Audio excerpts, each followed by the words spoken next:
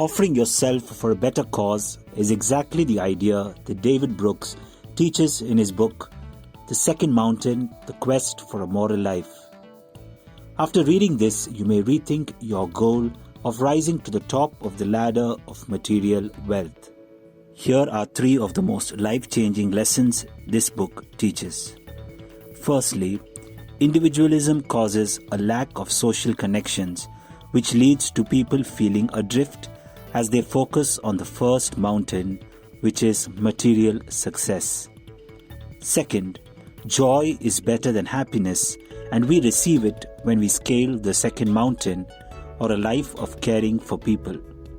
Putting the needs of others above your own requires commitment and hard work. Love alone won't cut it. Lesson 1. Society is plagued by widespread selfishness, which is making us all lonely and ultimately unhappy.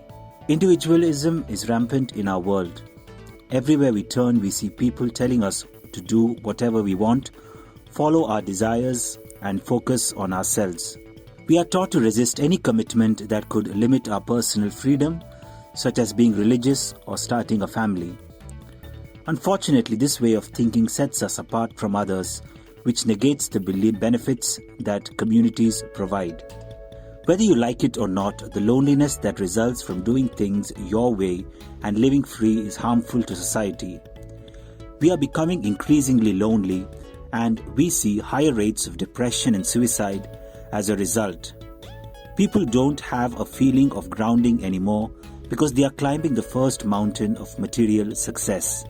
While you may experience some prosperity after scaling this peak, you will start to feel that you are missing something in your life. The problem is that the pursuit of personal enjoyment is fleeting because it only comes when we have completed a goal. Life then becomes a sea of sadness with little bits of pleasure scattered in between. So what are we to do about this dilemma that we are all experiencing? Lesson 2. Serving the people around us is the greatest focus we can have in life and brings not only happiness but joy as well. Now, before you start groaning at how difficult it can be to lose yourself in the care of others, it's not all so terrible.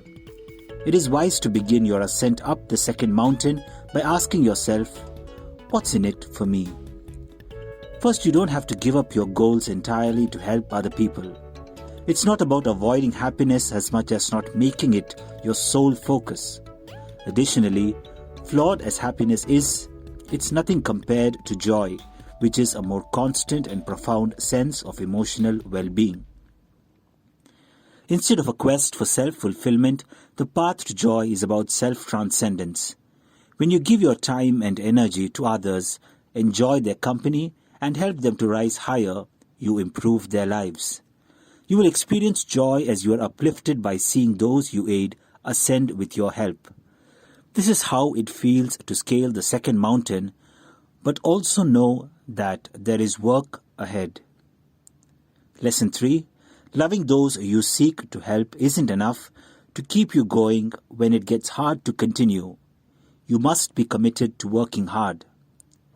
While it may sound easy to make this journey about being friendly and loving towards everyone, you need to be aware of some of the harsh realities of the second mountain.